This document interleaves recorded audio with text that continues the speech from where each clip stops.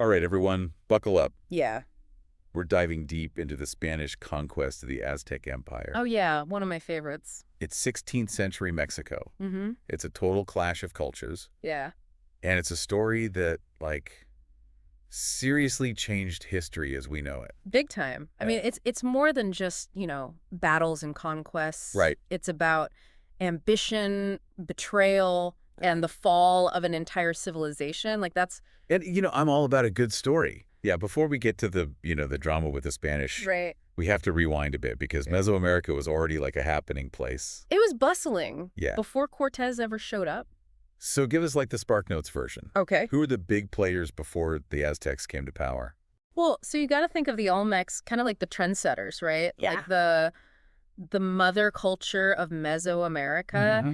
They laid the foundation for so many later civilizations, like the Mixtecs and Zapotecs. Okay. And then you have Teotihuacan. Teotihuacan. This massive city that was booming around the same time as ancient Rome. Wait, so there was a city in ancient Mexico that was as big as Rome? I mean, it was massive. That's crazy. What happened to it? That is the question, right? Yeah. We don't know exactly why Teotihuacan declined, but it shows you that even the most mighty empires can be vulnerable. Yeah. And speaking of mighty empires, yeah, we can't forget about the Maya.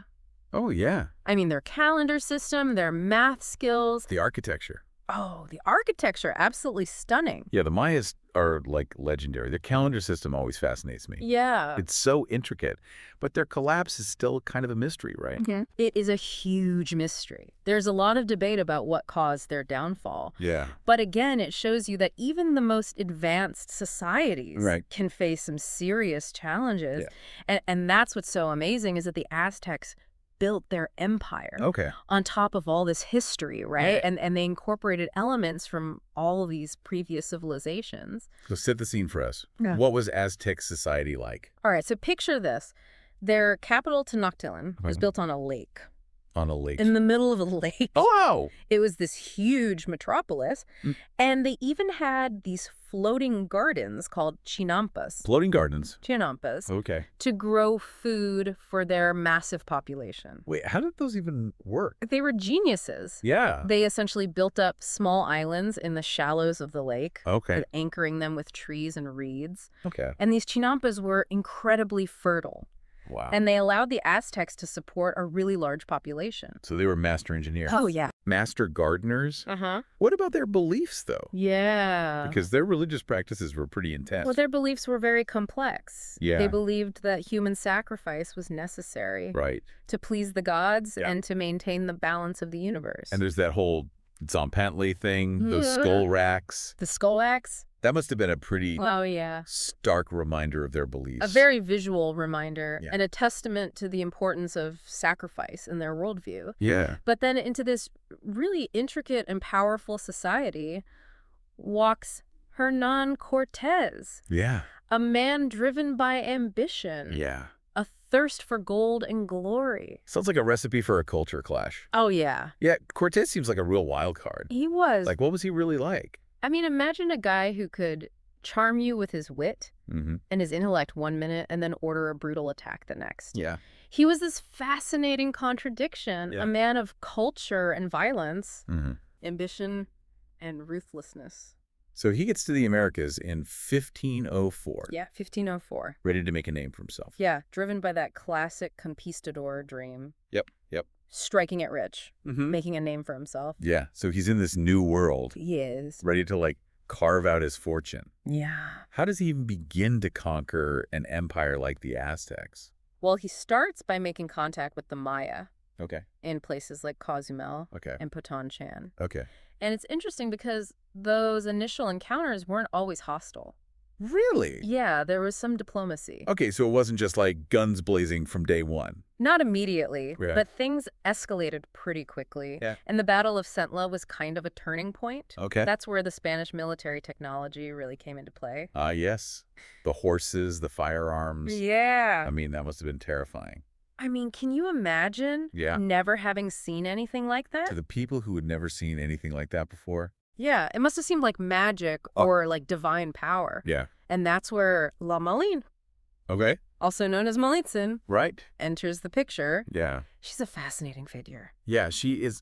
I've heard her story so complex. Oh, yeah. A young indigenous woman who becomes Cortés's interpreter, right, advisor, yeah, and mistress. It's a lot. Yeah, her story really embodies the complexities of this era. Yeah. Was she a victim? Right. Was she a survivor? Yeah. A traitor? Mm-hmm. Or a powerful figure? Right. You know, in her own right. Yeah. She was navigating a world where the rules were changing so quickly. Yeah. And her ability to bridge that cultural divide was crucial for Cortés. Yeah, she must have been incredibly intelligent and resourceful. Oh, absolutely. To navigate that kind of position. Yeah, and through her, Cortés starts to understand the importance of alliances, of, playing the political game. Like allying himself with groups exactly. who weren't fans of the Aztecs. Well, he was a master manipulator, let's be honest. Yeah. He realized that conquering an empire, it wasn't just about brute force. Right. He had to exploit these existing tensions, play groups against each other. Yeah. And he recognized that groups like the Totonacs, who were already unhappy under Aztec rule, they could be valuable allies. So alliances are formed, strategies are in place, and then comes the march to Tenochtitlan. Oh, yeah. I can only imagine what that must have been like. I know. Imagine coming out of this dense jungle and seeing this magnificent city rising out of the lake. Wow. It would have been awe-inspiring. Yeah. But for the Aztecs, the arrival of these strange men with their powerful weapons, it must have been terrifying. There must have been some people who thought Cortés was Quetzalcoatl. Oh, absolutely. The feathered serpent god. That myth played a huge role in their hesitation. Yeah. Like, how do you react to something so unprecedented? They were trying to make sense of it all through their own beliefs. So how did Moctezuma II handle this curveball? Well, he initially tried to play it cool. Okay.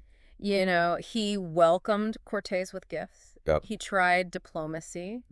But there was so much tension. Yeah. You know, both sides were misinterpreting each other's actions, leading to miscommunication, mistrust. Yeah. I mean, it was a classic clash of cultures. Absolutely. With insanely high stakes. And Cortés, being Cortés, decides to take Moctezuma hostage. Yeah, that escalated things pretty quickly. Yeah, just a little bit. It was a risky move. Yeah. But it gave him control of the situation. For a time. For a time. Yeah. Until things took a very drastic turn. Yeah.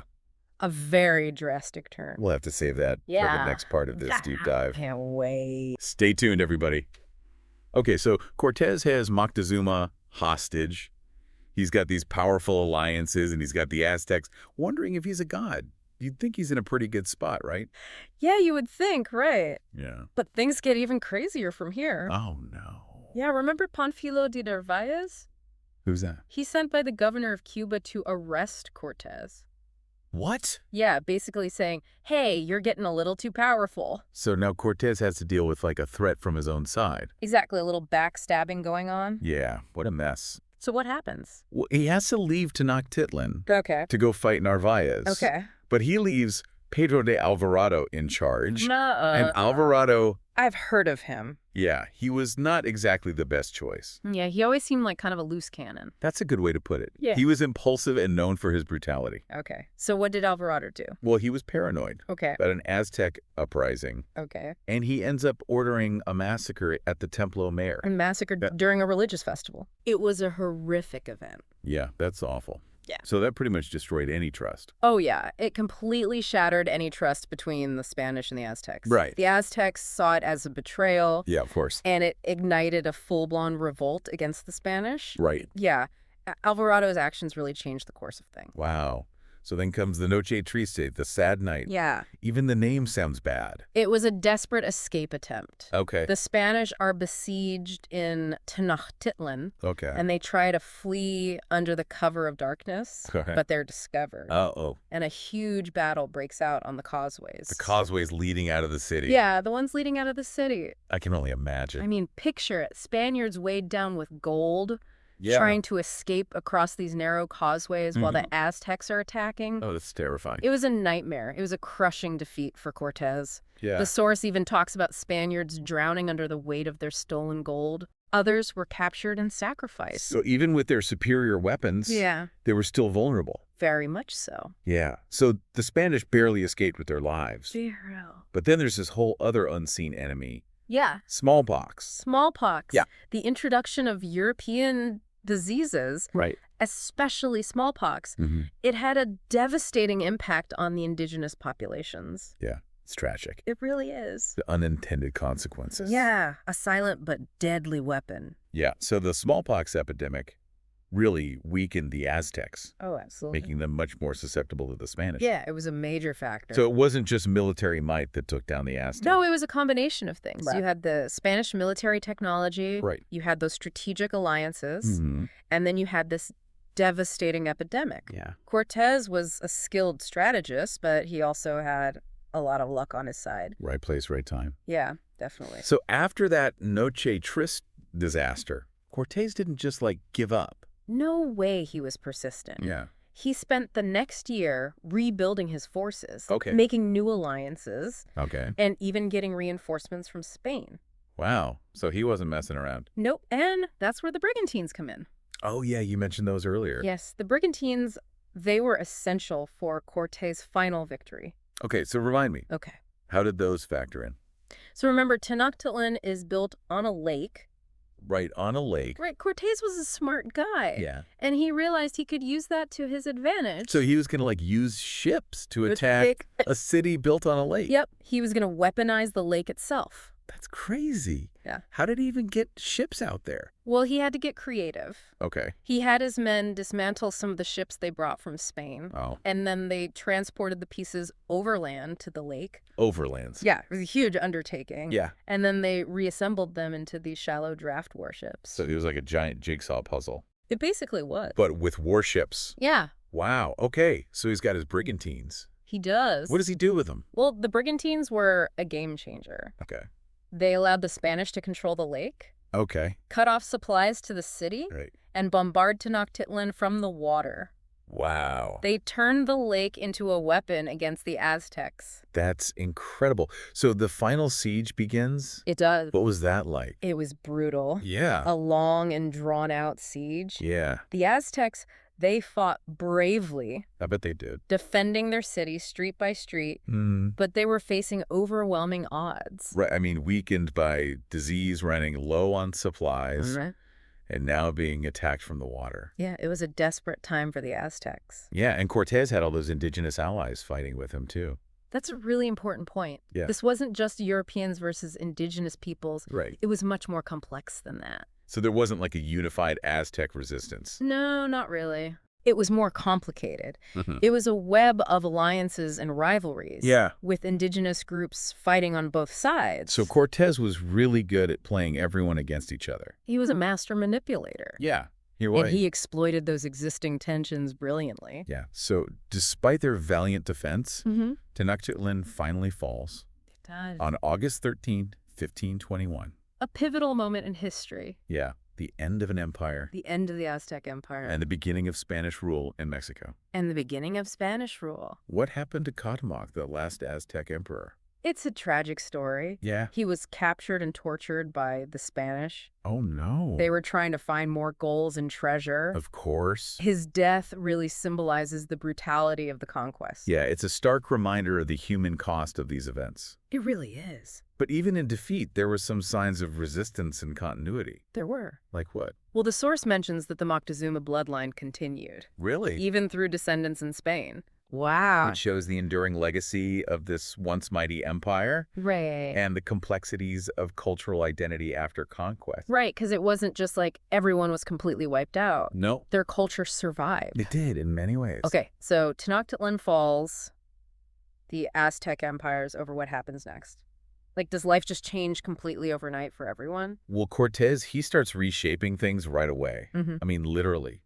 Like, he dismantles a lot of Tenochtitlan. Wow. Their temples and palaces, they're replaced with Spanish colonial architecture. It's pretty symbolic when you think about it. Yeah. Mexico City was built right on top of the ruins. Right on top of the ruins. Of the Aztec capital. Wow. That's pretty heavy. It is. It's like a physical reminder of everything that was lost. Yeah. It really is. Did the Spanish just, like, impose their whole system on everyone?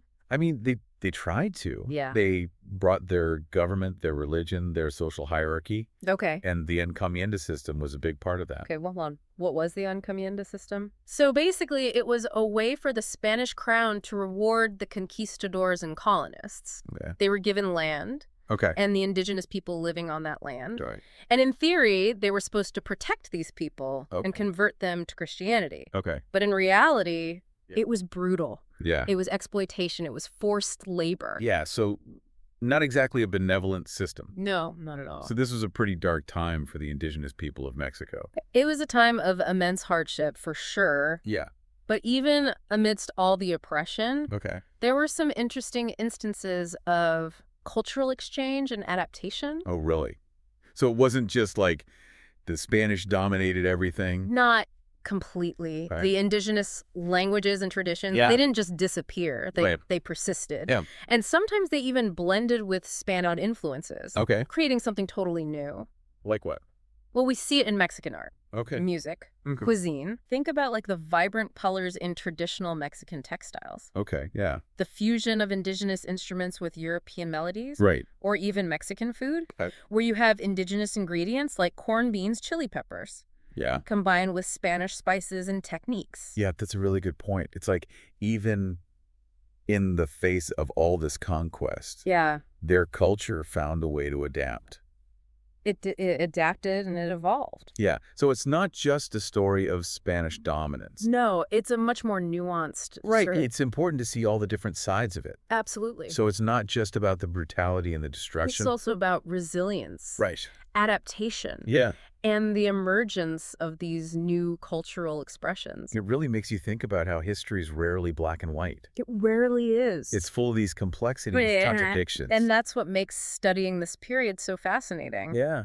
It challenges us to confront some uncomfortable truths about the past. You know, to acknowledge the atrocities, but also to recognize the resilience of the indigenous people. It's hard to reconcile those two sides. It is. It's a challenge. You know, the brutality and the resilience. It's a question that continues to resonate with us today. Yeah. I mean, we're still dealing with the legacies of colonialism, Yeah. the clash of cultures, Yeah. the impact of disease. It's something we still see in the world today. Absolutely. It's a global issue.